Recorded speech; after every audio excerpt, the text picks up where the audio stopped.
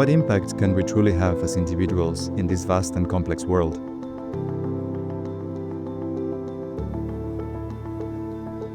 Our shared achievements often come at an unsustainable cost for future generations. Day after day, people dedicate themselves to systems that lack genuine purpose, working within extractive models disconnected from the natural cycles that once guided humanity.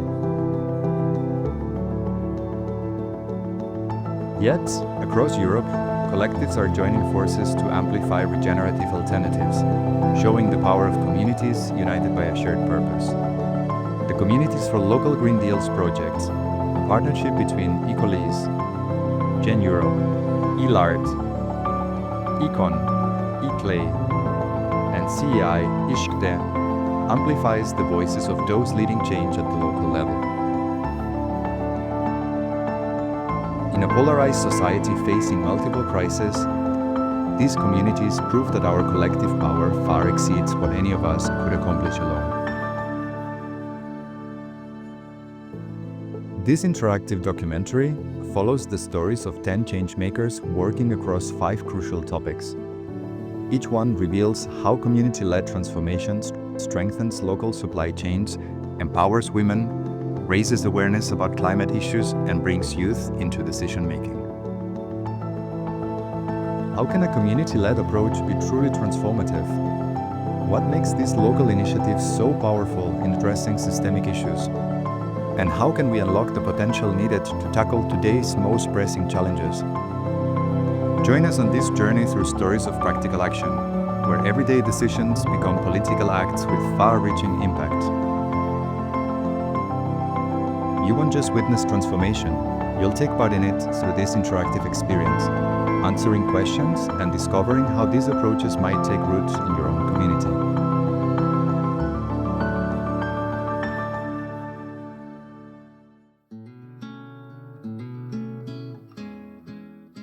I am Camilla Englist. I live in Denmark in a small eco-village 1 hour outside Copenhagen.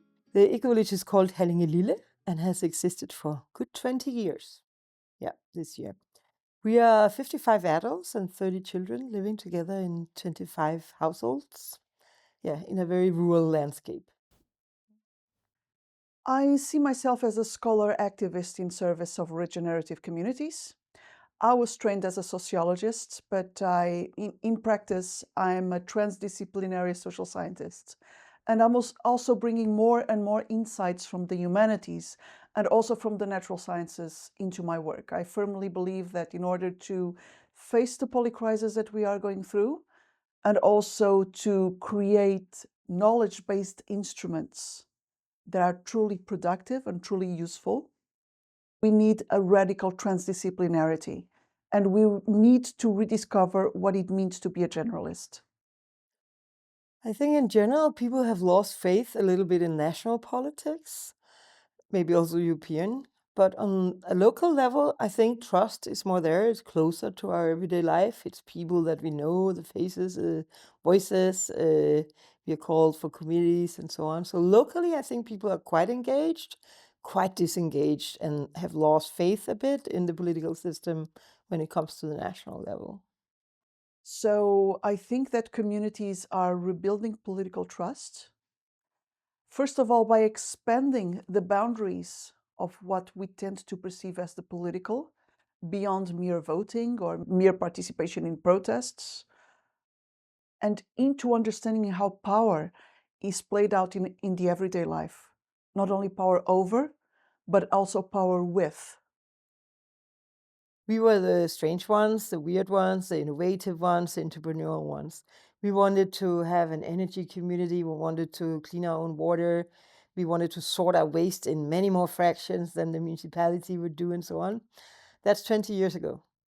Nowadays, this has been mainstreamed. We all sort in many, many fractions. So the 16 fractions that we started out with sorting as like this powerhouse of waste sorting and so on, it has now been somehow mainstreamed in the sense that everybody in our municipality will do that.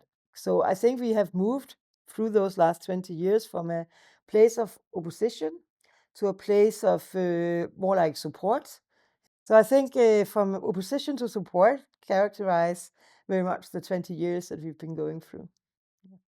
I think that community-led initiatives are contextualizing, like doing the shifts and changes that are necessary in order to adapt a legislation and an approach that is on the abstract level, that tries to generalize by kind of putting the differences and the particularity of local contexts into brackets. They're doing exactly the opposite. Of course, this kind of upward movement towards creating the abstraction, which is legislation and which is a policy program, is necessary. But we also need the reverse movement, which is to concretize policy, to bring policy back into the local context, into the particularities of the local context.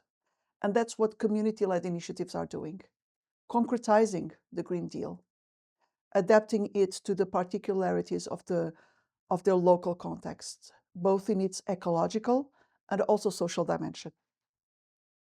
So I think we actually do have quite a lot of education to do, also in our eco-village communities, to understand that what we are doing now, it doesn't stand alone. It kind of goes in as a piece of the puzzle in a bigger picture, kind of, and that we are now recognized for that, not as hippies or these P.B. Longstopping style people, but a group of committed citizens who are actually taking this quite seriously and have done it before it became mainstream. And I think that's a pride that I think many eco-villagers feel now and say, wow, we've been doing this long time. We can actually equip the politicians with knowledge, practical examples, stories, and whatever that they are looking for.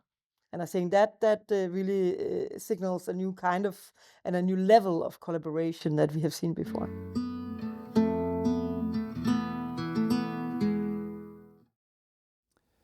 Salut, eh bien, je m'appelle Marc, j'habite à la Ferme Légère, qui est en Béarn, Pyrénées-Atlantiques, France. C'est un projet collectif d'une dizaine de personnes qui a une petite dizaine d'années. La vision qu'on a, c'est que la civilisation thermo-industrielle est en train de se casser la gueule, effondrement, collapse. Que cet effondrement, il n'est pas à venir, il ne va pas être brusque, il est déjà commencé et ça va durer assez longtemps. En tout cas, c'est assez lent pour que beaucoup de gens ne s'en aperçoivent pas. Donc, c'est comme ça qu'on voit l'environnement dans lequel on est.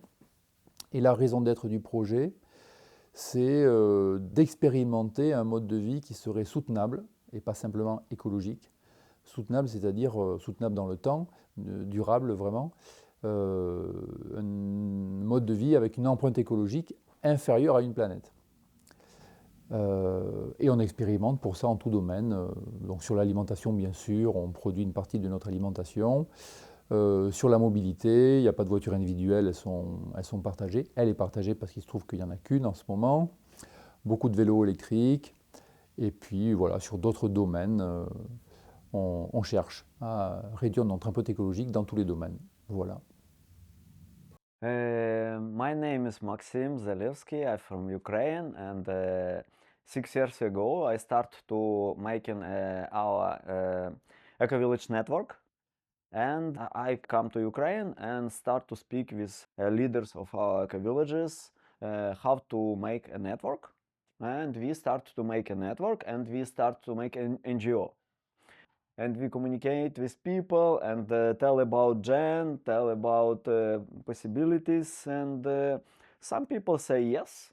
And we make our gatherings, seminars, conferences a lot, and but we start communication, connection horizontally between people in different countries, and we make tours to different countries, and it was as a caravans of people who moving because it was a crisis in Ukraine, in Ukrainian eco-villages, and people looking for the way how to grow, how to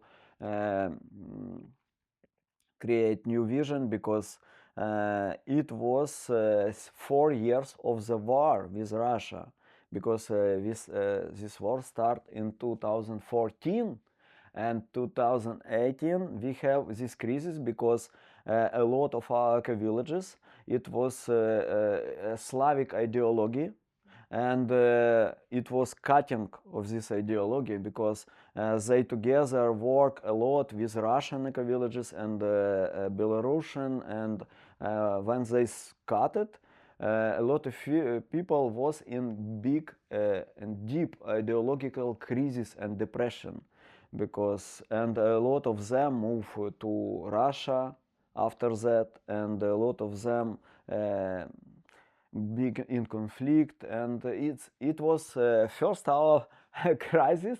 In these 6 years we have some cycles of crisis, but we survive. Yeah, we survive, and now we have be in new step of our growing and our moving. A lot of challenges, a lot, and because when start big war, everybody in Europe invite me to tell about that, but I can't cross the border, I can't move into Europe, and now I'm so happy to be here and tell about Ukraine, tell about our solution, our situation, and everything. Yeah. Yeah. En fait, j'aimerais souligner un peu la différence entre écologie et soutenabilité, tel que moi je le pense. L'écologie, ça va être avoir des pratiques écologiques et finalement être un peu plus écologique que la moyenne. Mais si on commence à quantifier et se demander, mais est-ce que je suis suffisamment écologique? Ou est-ce que je suis juste un peu plus écologique, mais je reste quand même quelqu'un qui aura un impact négatif sur Terre? Parce que c'est ça toute la différence. Est-ce qu'on veut être simplement écologique de manière relative au reste de la société?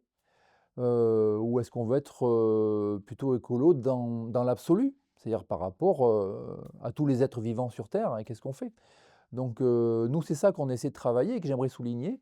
La soutenabilité, avoir une empreinte écologique inférieure à une planète, c'est pas juste avoir quelques pratiques écologiques, mais de se questionner sur, ok, ben, l'empreinte écologique moyenne en France, c'est quoi? C'est 4 planètes. Eh ben, il faudrait que nous, on consomme 4 fois moins de flotte, 4 fois moins de courant, qu'on fasse 4 fois moins de kilomètres en bagnole, etc. C'est pas juste être bon sur un des points, mais c'est être bon sur tous les points, et être suffisamment bon sur tous les points. Et maintenant que je vois un peu, beaucoup, enfin, pas mal d'écolieux, de groupes qui veulent faire ci, etc., je trouve que le côté vivre ensemble, qualité de vie, etc., prend beaucoup de place, et la quantification écologique, elle n'en prend pas beaucoup. Et moi, j'aimerais inciter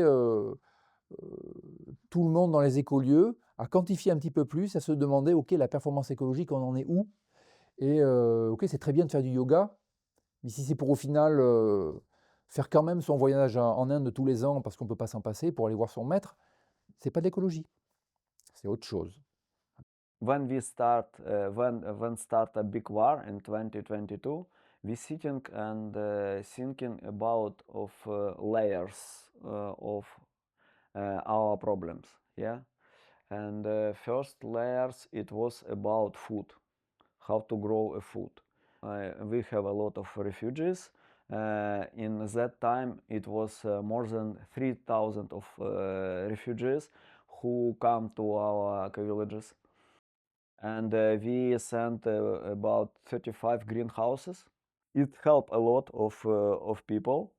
It was first step of growing food. Next step, it was about automatization of process, yes, and we looking for pumps. We clean hole where is water and put it this pumps. It was Danish pumps, and after now we work with water gather system. It's a rainwater system, and we make lakes for gather water, and it's our next step to use water and to give water to our villages. Next step is about energy, and it's our problem now, and our next step is the question of mobility. Mobility, we take Danish and Netherlands partnership with a lot of bicycles, and they sent us bicycle, and we repair this bicycle because it was used bicycle, and update them to our regions because it's some difference. And we produce as electrical bicycles, and it help for my vision to connecting people more. And we're looking for low-tech technologies because in our climate crisis, in our emotional and psychological crisis, we need a very simple solution that work sometimes without electricity, sometimes with electricity, but some simple technologies with simple support. Qu'est-ce que c'est la résilience pour moi? C'est être en capacité à absorber des chocs et de s'adapter et de rebondir et de ne pas se retrouver en panique ou en grande difficulté quand des choses finalement relativement prévisibles viendront, quoi. Alors bon, le Covid était plus ou moins prévisible. Moi, je n'avais pas du tout prévu, c'est pas ma partie. Néanmoins, en 2020, quand tout le monde s'est retrouvé confiné, moi je me suis dit, bah nous à la Ferme Légère, on est prêts là.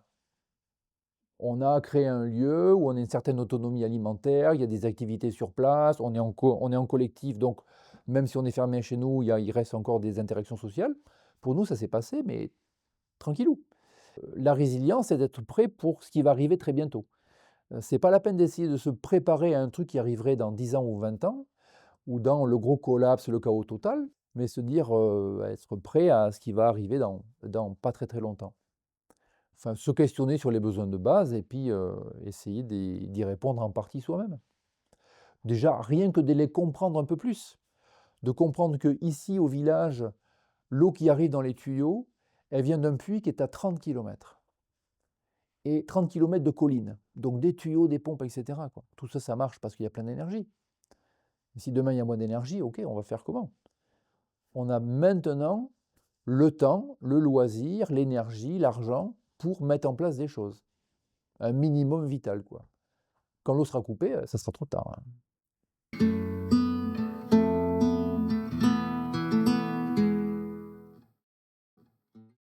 Yes, my name is Mieke Elsinga. I'm a social entrepreneur, and that's the reason that I wanted to create a community because I used to work with youngsters, especially refugees from Eritrea and Syria, who came to the Netherlands without their parents. And after they get 18, they don't have a place to live, learn, and work.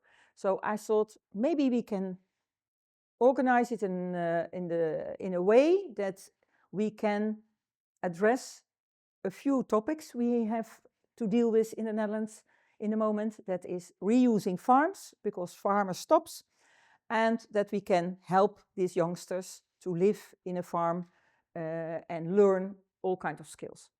And now I was looking for a place where we could start Liberterra, and we couldn't find a place where the authorities are allowed us to work with youngsters. So now we do have a community where we are focused on sustainability.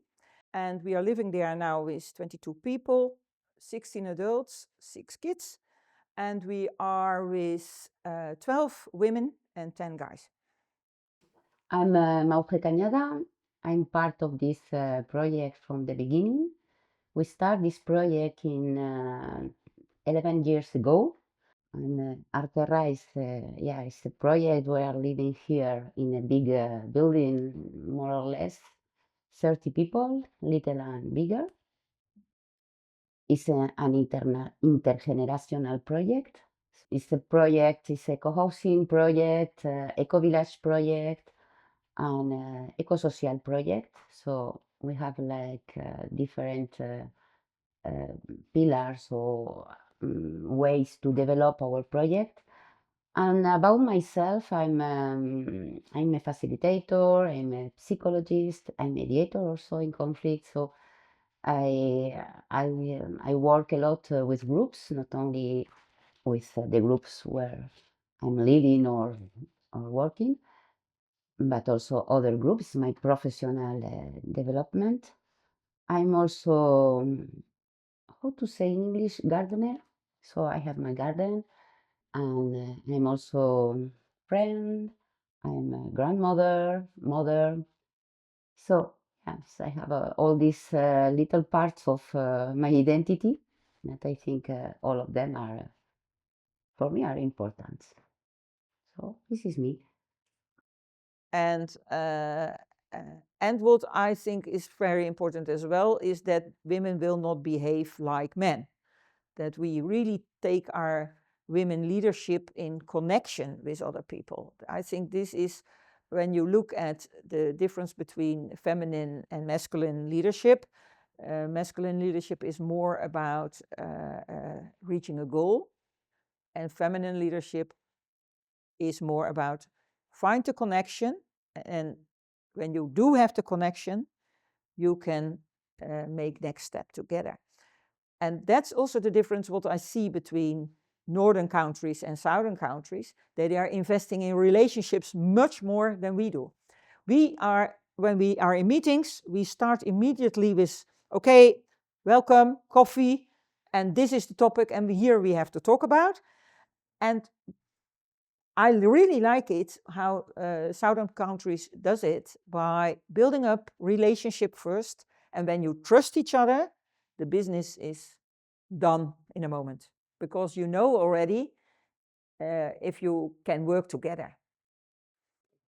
One of the main points for me is to understand that really the topic is not the presence of women in power roles or power functions. It's more about what perspective we use to develop the governance models. And then when we develop this kind of communities, yeah, and specifically our community, really we try to see the governance aspect with a feminist perspective.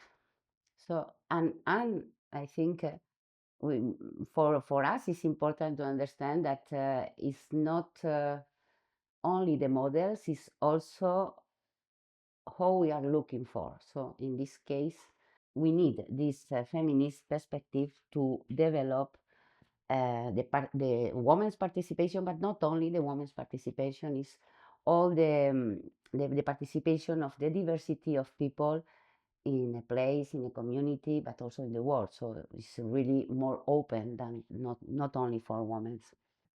Yeah, when I want to inspire young women leaders how to learn this in practice, is find a place where you really feel comfortable, and find a women leader who inspires you and who wants to be your role model.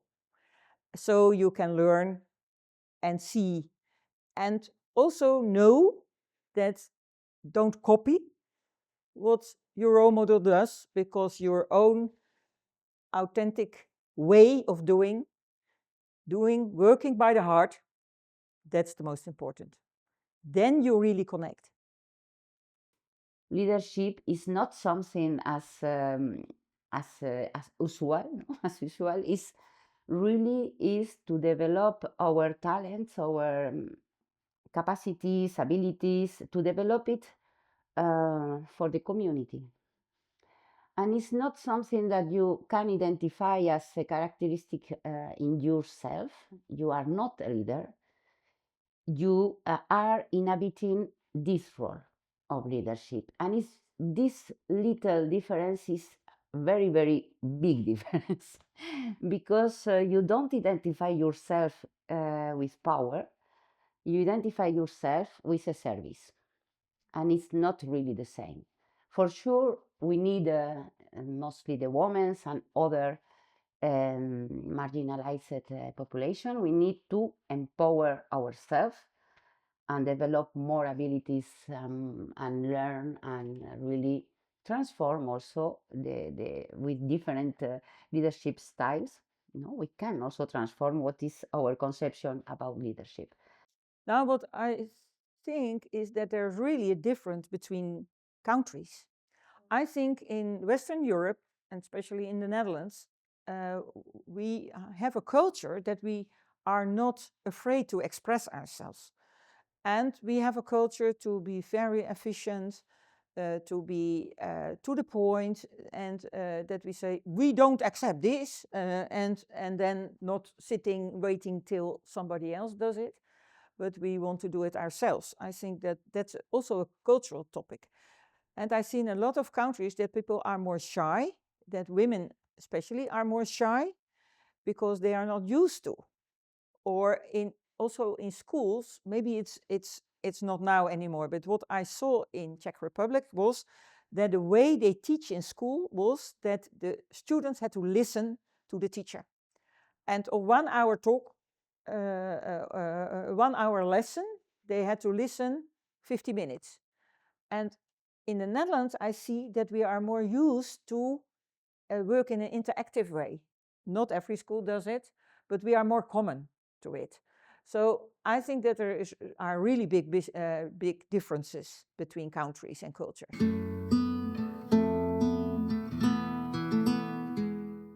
I'm Adrián Areta. I live in the eco village of Arterra Bizimodu. I came here 10 years ago. I came with the idea of starting some kind of project related to organic agriculture because that's my background. And yeah, almost the same year we came, we started with Barat Samblai. And right now, Barat Samblai, we are 2 people that work full-time, and from March till November we work alongside volunteers, 5 or 6 volunteers that come from every corner of Europe. Yeah, my name is Johannes. I'm the initiator of Lightwave and also now managing director of Lightwave. And my work is to help regions to create their own cooperatives where farmers, grocery stores, restaurants are all part of it. And we offer them an online marketplace where the farmers can sell directly their food to the communities, to the restaurants and grocery stores. And my work is to offer this marketplace to the regions. Yeah. Food in Arterra, it's a central part. We are trying to become more self-sufficient. We are trying to implement the principles that we believe in, such as organic food and local food. And we are taking steps towards a food system that is as local as possible and as organic and artisanal as possible. The things that we cannot produce or that we are not producing at this moment, we try to source them from as close as possible, and yeah, from farmers that share our values as well. There are farmers, there are traders, the big supermarkets, and then there are the end customers. That's how our food system works now. And the traders and also the supermarkets, they're getting bigger and bigger, and the farmers getting more pressure, no? And what we do, we want to free them up with an online marketplace and also with direct logistics to the end customers. And that's why we create these regional cooperatives. That everyone works together, the farmers, the grocery stores, the restaurants, the communities, that all comes together and works together. With changing the system of how they interact, the two ends, we can change the power structures in the food system. We avoid buying as much as possible from supermarkets, which are now the biggest players, and they hold all the power. Basically, they can choose what prices they want to pay farmers. All this pressure also makes them use more chemicals, use more fertilizers, and so on. The only power we have as consumers is to choose not to buy from those supermarkets, not to buy from those products that you don't know where they're coming from. So know your farmer, know your distribution, and you can be sure that you are contributing to a better world. We talk directly with the city council. So there is somebody responsible for environment and agriculture. We go directly to him and discuss together strategies. Then there are in the city themselves like working groups where we can interact also with policymakers. And then the cities themselves, they own a lot of restaurants and a lot of canteens, and they run a lot of food daily. And we want to offer them the service that their canteens and restaurants can buy directly food from the region. And so there is like a procedure in each city that we're trying to work together. When I started thinking what job or what type of work I would like to do in my life, I tried to think what is the most honest work I could do. And I think growing food for the people that surround you is the most honest work I could do. And it's a work that I enjoy, and it's actually good for myself because it's good for my body, it's good for my mind. It's my passion. I don't know. And I wouldn't be doing farming if it was not for that passion, because it's not because of the money. And I feel like it's time that we come again back as communities back to the soil and work together as a cooperate together, and to make something against the profit-oriented economy, because otherwise I don't see long term it's going to work out, and we need alternatives. So there's a motivation of compassion, but at the same time of really activism or something in myself who wants really to do a change there.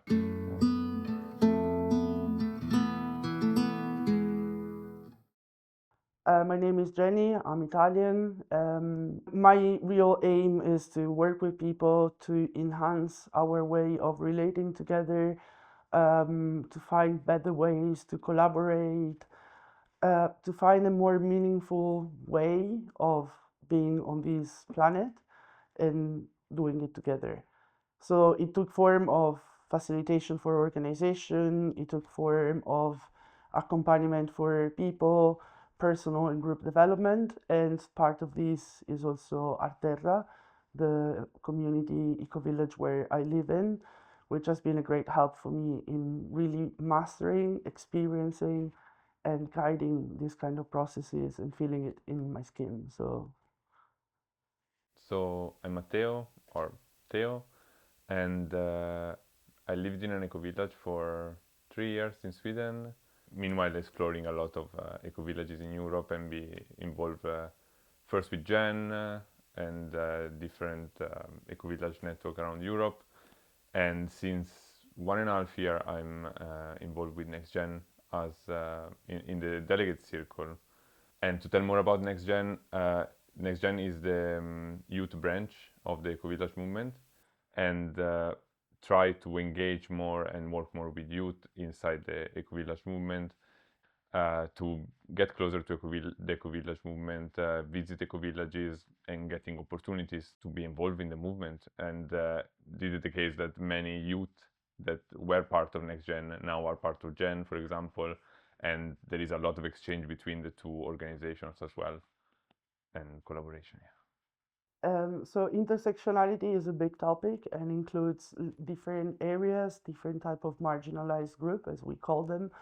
The different options that we have in life, either because of our skin color, because of our language knowledge, because of our education, because of our gender, and so how the society consider us, because of your abilities. Sometimes people might have physical disability or might have mental diversities, and our system is kind of designed, thought, imagined, idealized for a standardized way of being, which does not exist actually. So when we work in a community or in a community like Arterra, of course, one of our aims is to be able to include intersectionality, to understand what it means, and to really include it in our way of living, in our decision making. Generally speaking, there is an attention to gender issues. In Arterra, we are 2 people bringing physical diversities. and also mental diversity. There are people getting elder. We have not yet found a way to really include fully this diversity, but there is the intention, there is the attention, and there is the individual kind of intervention to support this. It's a long work, it's a long path. Evolution does not come with a click of a finger. As NextGen, we try to get involved in policy participation and advocacy first of all, by engaging youth in different aspects, also on a political level, and in connection a little bit with ECOLISE, which is a network of networks in Europe that work with community-led initiatives, so very connected also with the eco-village movement and with the transition movement. It's also a bit challenging because the voice of youth is not always taken so much into consideration. So we try to engage in different projects and in different aspects, but is not always so simple. Between the delegate circle, we often discuss about how to work more like on the local level with the different also local network of NextGen, and how to engage communities in the local levels, because of course working on a European level is more complicated, while when you can meet in person and engage people from the local communities is much also easier. So to tackle this maybe distance that there is between the youth, which is a bit our target and our audience, and what is this political and advocacy world that is often a bit seen as complicated. Reality is that it's not so easy. Not many people can actually participate in the processes they are designed, or in the local policies, or not even in the accessing the information about an alternative world possible. Often what I see is when you start bringing the idea of participation in a policy making, in a participatory process, in whatever, first, they might not be reached by this information in their network, because often it's, groups of people or small networks. On the other hand, if they're reached, they don't even understand what it really means. They want my participation. What do they want from me? And there is also often the feeling that nothing is really going to change because it's a participatory process. It takes forever. You have to go several times. Then you have your kids, you have your family, you have your things. Then when you go to marginalized groups, if we think about migrants, for example, the language is the first barrier. If it's a person with other disability, how do they get there? Is someone that can do the sign language? Is someone that can actually pick a person who has difficulties in walk? Or there are loads of aspects to actually be thought through, and the people who do it often do it with whatever effort and resources they have. So often these marginalized people are not actually contacted. There is not a real support for them to be part of these policies. Some might be able to do it. They might find the support, or they might struggle, or they might insist. I'm one of those that in my life I pushed myself through different situations, different moments, and I learned how to call for what I need, or at least what I think I need. But it's not easy, and it implies lots of energy, lots of attention, lots of extra effort that you need to put in. So it's not easy. What I notice really helps is if there is a connection, a relationship. If you want to program something participatory, you invite people. You go personally, you talk to them, you go to some of their assembly meeting and you hang around, possibly in the informal moments, because relationship is still what creates trust, creates some point of reference. So participation often for me comes from there. Yeah, I think that NextGen and in general also other organizations that we are collaborating with could ensure more local level advocacy and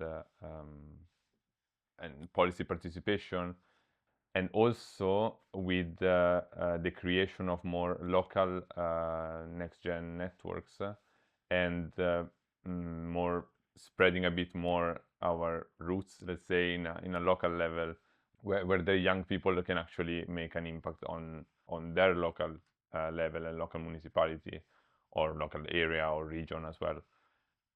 Yeah, just changing what's in your garden, just changing what's maybe in a local garden or local municipality, or working on some initiative with the people you know, with your family or your friends. It's for sure something that will also encourage the youth to work more towards that. Thank you for engaging with this documentary. Your answers to the survey will support our research on community engagement with local Green Deals, making it possible to pinpoint most pressing challenges and map out the variety of solutions. However, our journey doesn't end here. The movement for local Green Deals is growing, and we invite you to be a part of it. Stay connected with the inspiring stories and valuable resources emerging from this dynamic network. Follow the Communities for Local Green Deals project on social media to stay updated on the latest news, events, podcasts, and opportunities to get involved. Join the conversation, share your own initiatives, and let's build a greener, more resilient future together, from the ground up. Thank you for watching.